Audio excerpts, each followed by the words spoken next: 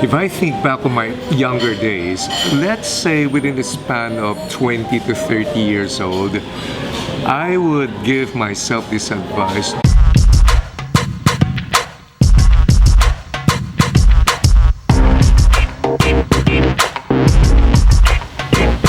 What's up? Welcome to today's vlog. So for this episode, it's going to be all about a conversation with a really impressive guy that we've known through the past few years. His name is Francis Kong.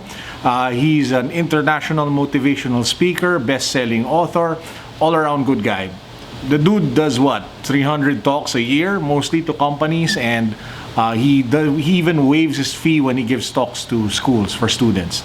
So what we're going to do is we're going to try to condense everything, or at least whatever Francis usually talks about, into 3 nuggets of wisdom, which he'll be sharing with us today.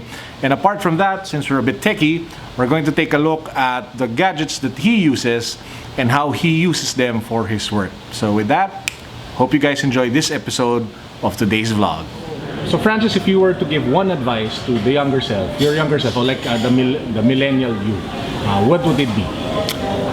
If I think back on my younger days, let's say within the span of 20 to 30 years old, I would give myself this advice: don't waste time. And then be serious with your goals. There's got to be ups and downs, but you just stick in there because there was so much time wasted.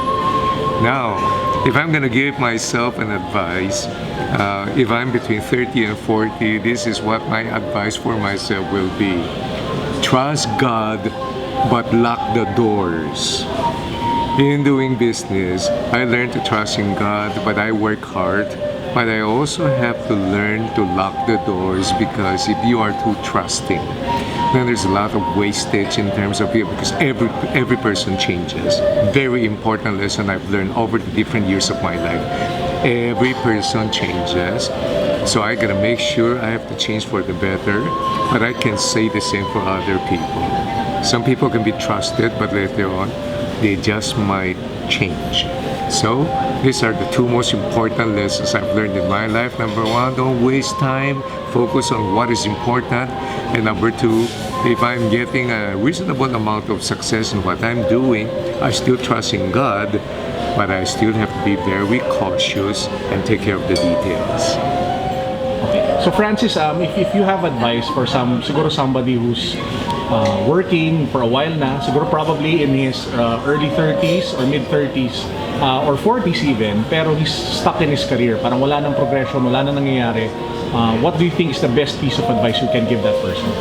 If the career is getting nowhere, if you find that you're stuck in a deadbeat job, you gotta take some think time and figure out, a job is a job.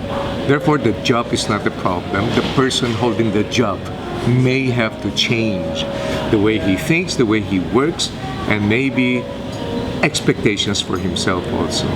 That's why every job is dependent on the person running the job.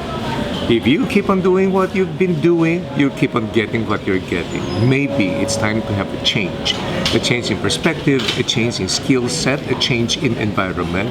You got to take that risk, because the worst thing that can happen to you is to be comfortable in a rut. Better be discomfortable, but then you stress and you stretch yourself, and that's good stress, because that's going to bring you somewhere else.